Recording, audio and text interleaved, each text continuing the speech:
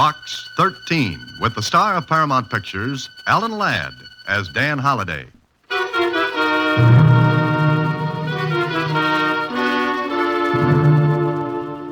Box 13, care of Star Times. I don't know whether going after a ghost is your idea of an adventure, but I think I may have one for you. I don't believe in ghosts either. At least I don't think I do. However, if you're interested, my name is Michael Davis.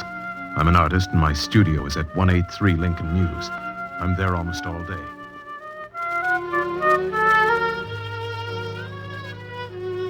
Is at 183 Lincoln Mews. I'm there almost all day and any day. So if you'll drop around, this may be interesting. Michael Davis. So Mr. Michael Davis didn't believe in ghosts. Well, neither did I, until I met Mr. Davis.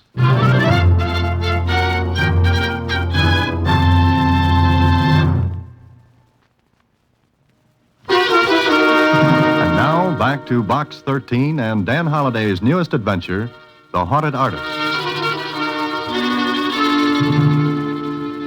Ghosts? Gee, Mr. Holliday, are there such things? Ever see a bank account after March the 15th? Huh? Skip it, Suzy. Michael Davis. He says he's an artist. Do you know anything about art, Suzy? Well, I've been to the museum where they have that statue of the Venus B. DeMille. That's Venus de Milo. The one without arms? Uh-huh. Oh. Well, art is long and time is fleeting, and the same goes for Dan Holliday. And it looks like a trip to Mr. Michael Davis is in order. See you later, Suzy. A half hour later, Michael Davis and I were introducing ourselves and shaking hands. I liked him, and he looked like an artist, except when he grinned. Then he looked and seemed a lot younger than he was, 33 or 4. And he grinned as he said, So you advertise for adventure just to get plots for your stories, huh? Yes, that's a general idea. Maybe I'll be able to use yours. Well, this sounds insane, but I think this studio is haunted. Or I am. Why? Do you hear the patter of cold little feet and the clank of chains at night? I wish I did instead of... Oh, come and look. You see that easel in the corner? Mm-hmm. There's a painting on it. I've got it covered now, but... But what? Well, look. Take a good, long look. I did. What I saw was one of those surrealist things. It was a desert with queer figures raising their arms to a brassy sky and a vicious-looking sun. Well, somehow it gave me the shivers. I was staring at it when... Well, Holliday, what do you think of it? What am I supposed to think of it? Meaning you don't like it? Well, I don't know. I hadn't intended you to criticize it. Just look at it and see if you notice anything wrong. Go ahead, I'll keep quiet. I looked again, and something did strike me as being a little odd. I moved in for a closer look, stood there for a moment. Uh-huh. You've got it, Holliday. That stone quarry painted in the right-hand portion of the canvas. Yes, it doesn't belong. I mean, it's out of place. I didn't paint it. Maybe we'd better go over the signals again, Davis. I lost the ball on that play. I don't blame you. But it's the truth. I did not paint that quarry in there. Look at it. The technique is different. Yes, the brushwork's not like the rest. Exactly. And that painting has to be done in 3 days. I've been working on it for 7 months, and it has to be finished. Why? What's the rush? Well, I've been invited to hang a canvas in the Bernier galleries. Oh, which means you've arrived. Berner's being to art what the big leagues is to baseball. Exactly. You see, Holliday, I started the painting 7 months ago. Everything was fine for a time. Then this started.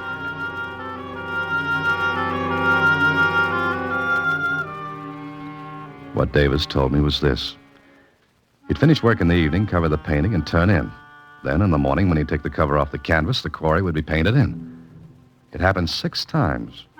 The last time was the night before he wrote his letter to Box 13. He was sure no one had entered his studio during the night. He'd locked his windows and doors, but still it happened. It's driving me crazy. I've lain awake at night trying to catch the person responsible, but nothing doing. He never shows up when I'm waiting for him. Have you told the police? Oh, sure. They thought I was just 2 steps ahead of the man in the white coat. Huh. You're sure you've locked up every night? Look at the door. New locks, 2 of them. Even the window fasteners are brand new. Those are the only entrances? And exits. No, Holliday. No one comes in through the doors or windows. I'll swear to it. But someone has to, Davis. Unless I am leaving the rails. No, I don't think so. Thanks. Even my best friends won't tell me that. Well, Michael, darling, I brought dinner. Oh, Come on in, Betty. here, Mike. Here, take some of these packages. Here. Betty, this is Dan Holliday.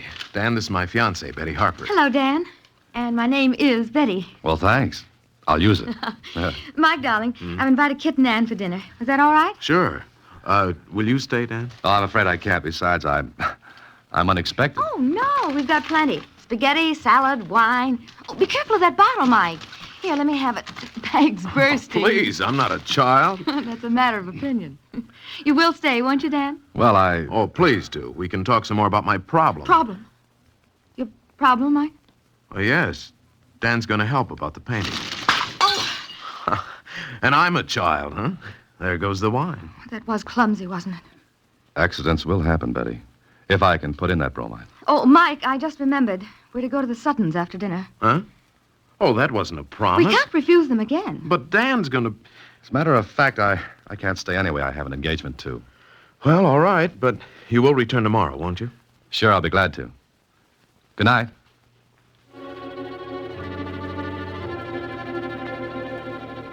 Well, I like this. It looked good. Especially when Mike's own girlfriend was anxious to deal me out. That Betty didn't want me on the team. It was easy to see as the brass button in a collection plate. She didn't drop that bottle of wine. It jumped out of her hands when Mike said I was going to help. Why? Well, I'll have to find that out. I got to my apartment after dinner and sat down to think about it when... Hello? Is this Dan Holliday? Yes, it is. Who's this? Well, never mind. Just a moment. Hello? Hello? Holliday, you're to keep away from Michael Davis. Forget the whole thing, understand? Well, frankly, no. Am I supposed to? Well, yes, I mean, look here, Holliday. It'll be awkward for you if you continue. Go on. I'm interested. All right, just remember what I said. Keep away from Michael Davis or you'll be sorry. Now, listen, this is no joke. But I'm laughing. I warn you. Good night. Brother, whoever you were, that was the worst imitation of a squeeze play I ever heard.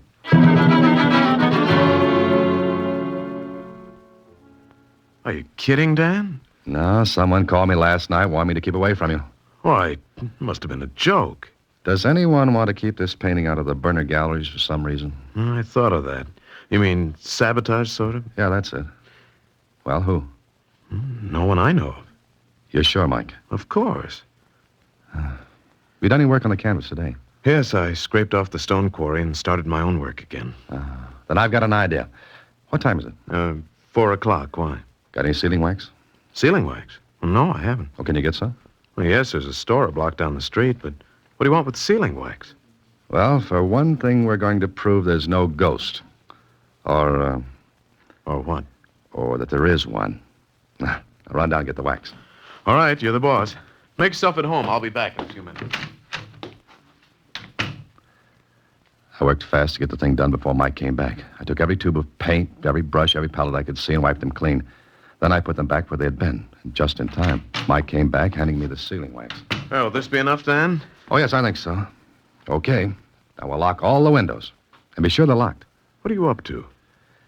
You see, we can find out if someone gets in here while you're asleep. We'll seal the locks and bolts with this wax, and Yes, but wax can be broken.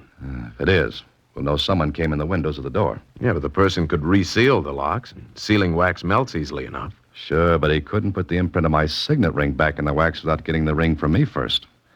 And I'm very fond of this ring. Never take it off my finger. Okay, Mike, let's go to work on the windows.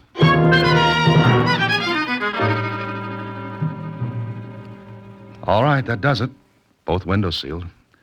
If our ghost gets in now, you'll have to break the wax. You know, there's only one thing wrong. What, Mike? I won't be able to sleep tonight. Oh, well, take something. You've got to sleep because your visitor won't break in unless you do. Dan, suppose those seals aren't broken in the morning, but the painting's been changed anyway. What then? We both apply for an outside cell. Now, don't do anything more on your painting, and don't touch a thing. Why not? You want me to help you, don't you? Certainly. Then ask no questions and do as I say. And tomorrow morning, we may have an answer.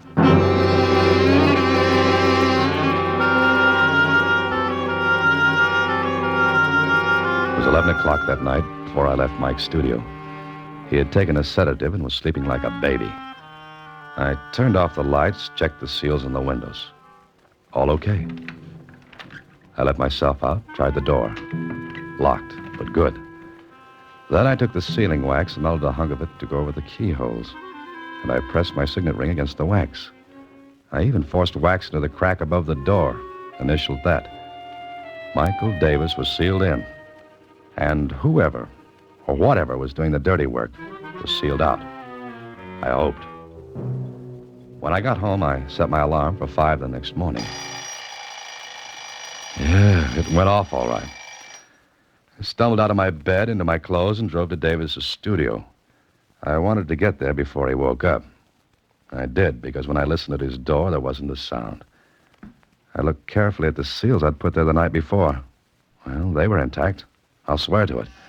Then I rang his buzzer. He was quite a sleeper. Well, he'd taken something and... Who is it? Why don't you come back in a week? It's Dan, Mike. Let me in. Huh? Oh, sure. Do you always get up this early? I have a contract with the park commissioners to wake up the birds. Fine. Shouldn't happen to a vulture. Sleep all right? Oh, like a top. Disturbed at all? Nope. Okay. Let's look at the seals. You bet. Well, this one's all right.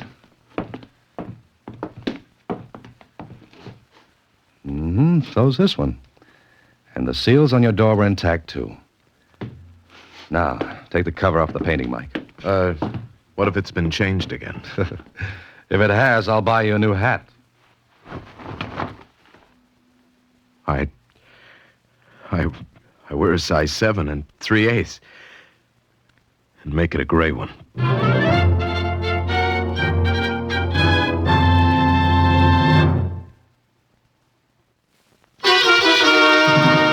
Back to The Haunted Artist, another Box 13 adventure with Alan Ladd as Dan Holliday. Well, the painting was changed.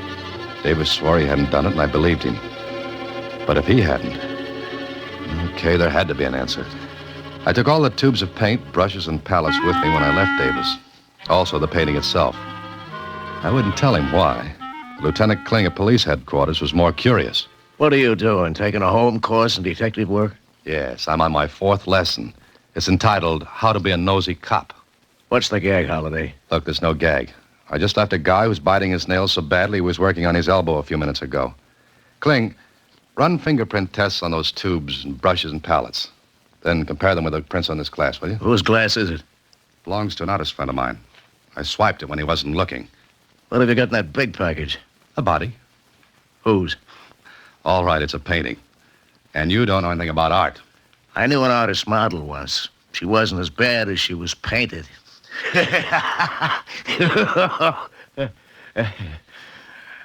Okay, so I don't slay you. All right, I'll laugh at your joke. Ha ha. Now, will you do me that favor? Okay. Fingerprint testing the tubes, brushes, and palette. Comparing with prints on the glass, right? How soon can I have them? For anybody else, in a half an hour. For you, 3 hours, okay? Great. Be back in 3 hours.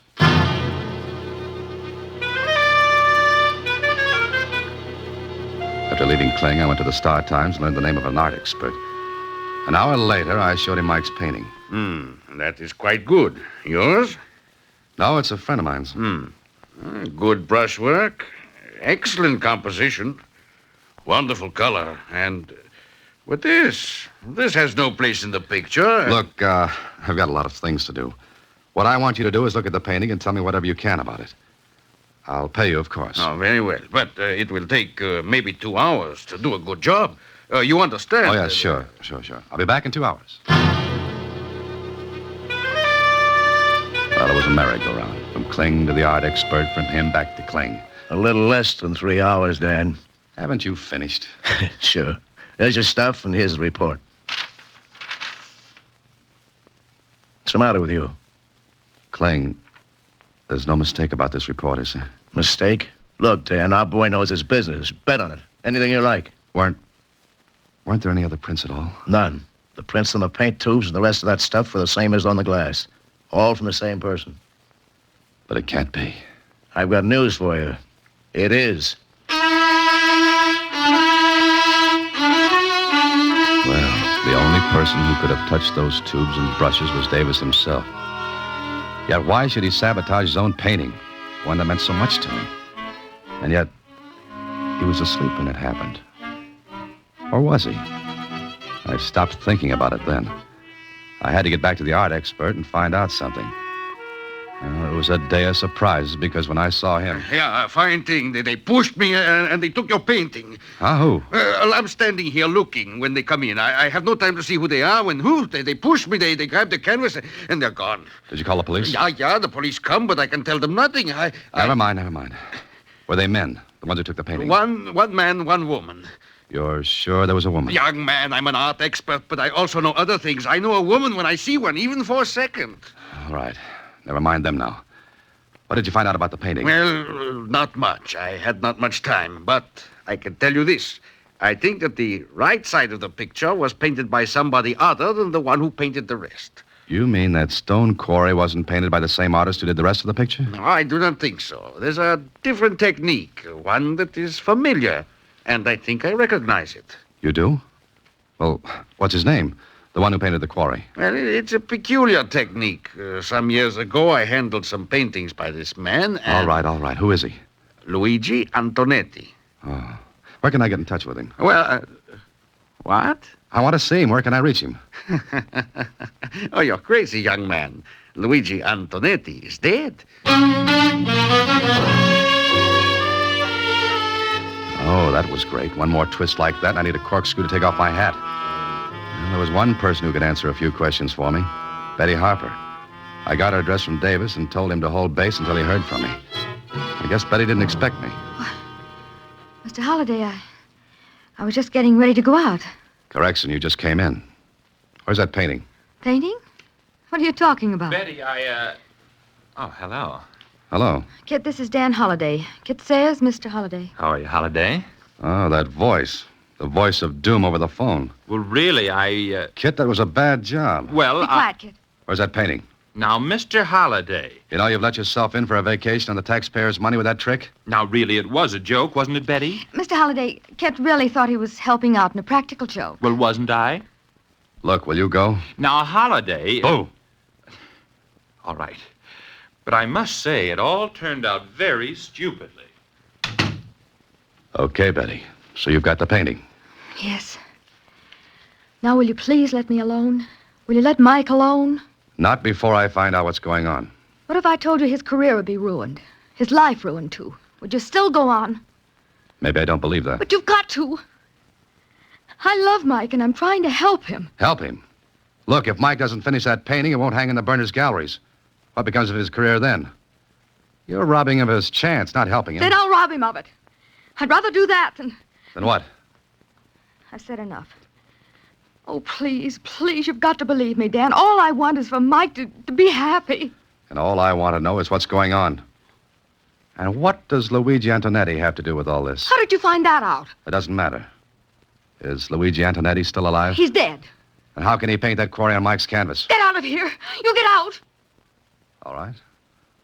All right, but I'll find out. If you do and any harm comes to Mike, I swear I'll kill you. Now get out.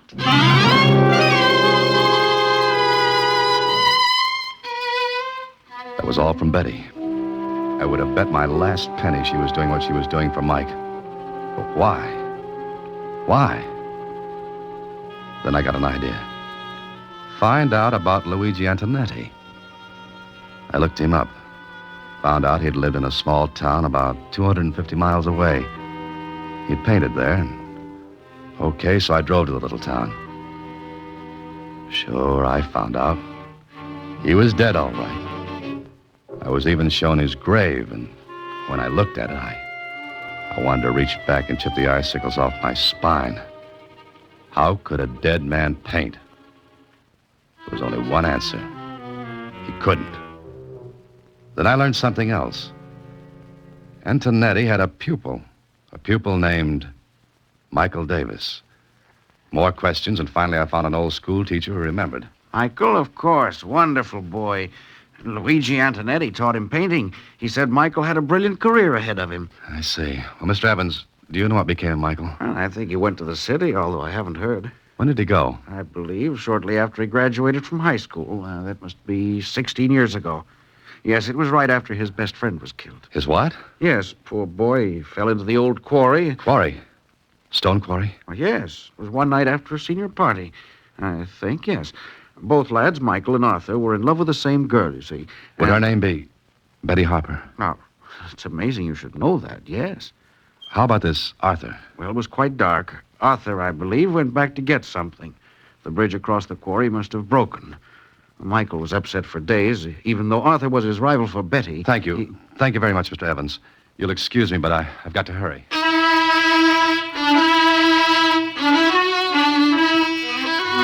was getting an idea, but I had to put more pieces together. So I went back to the city and back to the art expert. Yeah, it's not only possible, Mr. Holliday. It's quite probable. In his early years, he would use his teacher's technique. Next stop, a psychiatrist. Certainly, Mr. Holliday, that's quite possible. There are numerous case histories similar to it in general form.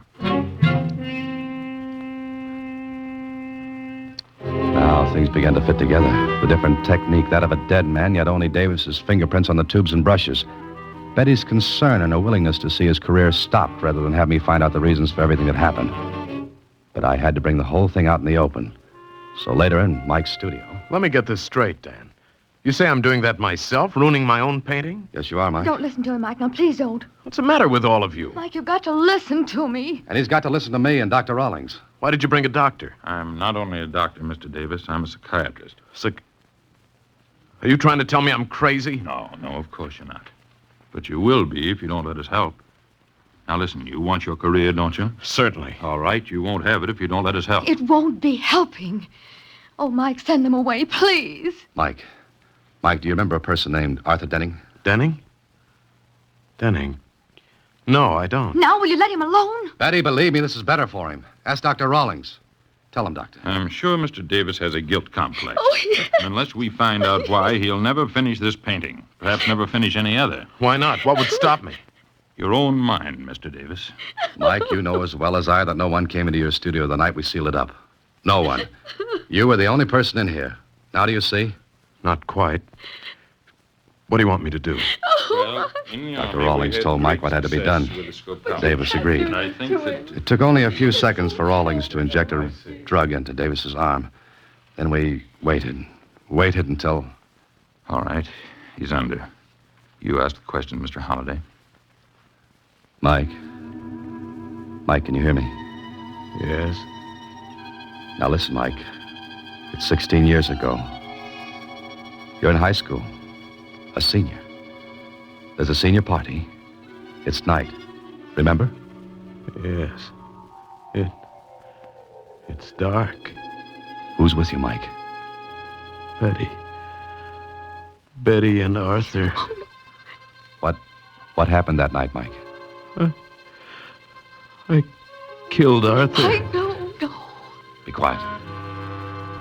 How did you kill him, Mike? He had to go back for something. I told him to take the shortcut over the quarry. Then what happened? I forgot. You forgot what? The bridge. The bridge was broken. It was dangerous. But I forgot. I wouldn't have sent him. Yes, I know. He was killed, wasn't he? Yes. I loved Betty. So did he. Everyone would have said I killed him. But I didn't. I just forgot about the bridge. I didn't mean... All right. That's all. I thought he did it deliberately. You see, Miss Harper, his conscious mind refused to admit his guilt, so he forgot completely. His conscious mind forgot to protect him from the terrible feeling of guilt. But ultimately it came out. He learned painting from Luigi Antonetti 16 years ago. So it was natural at first that he used Antonetti's style, technique. Then, 16 years later, his mind goes back into the past, controls his hand, and he paints as he did 16 years ago. But he paints that quarry. The quarry which was associated in his mind with his guilt, or what he thought was his guilt. And now? What about now? Now, when he wakes up, we'll tell him and he'll be all right. For good.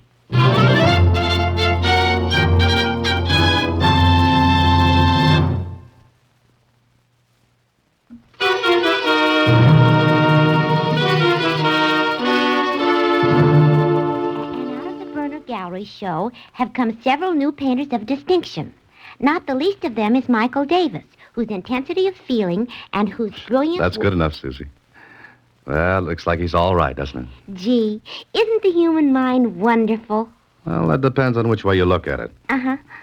I was psychoanalyzed once. Oh? And what did you find out? We've got a lot of mail to open, Mr. Holliday. Oh.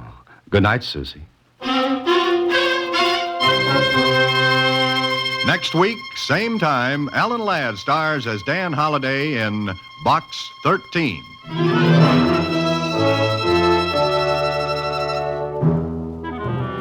Alan Ladd appears through the courtesy of Paramount Pictures. Watch for him in his latest picture, Saigon. Box 13 is directed by Richard Sanville with an original story by Russell Hughes. And original music composed and conducted by Rudy Schrager. The part of Suzy is played by Sylvia Picker. That of Lieutenant Kling by Edmond MacDonald. Production is supervised by Vern Carstensen. This is a Mayfair production from Hollywood.